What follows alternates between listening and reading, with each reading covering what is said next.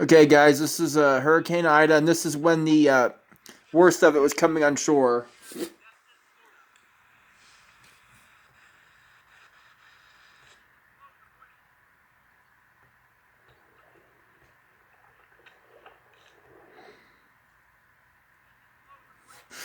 Oh my gosh, guys, let me tell you the story on this. I was scared, but I did it.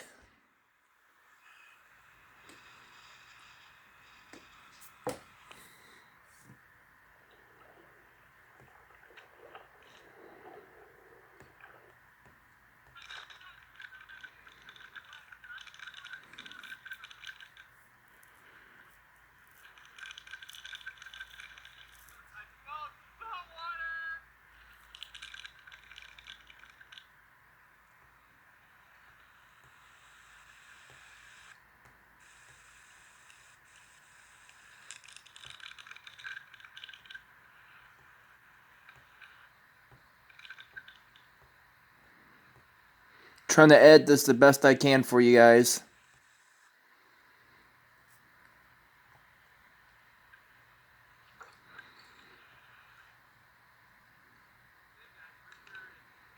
That's why I swam in.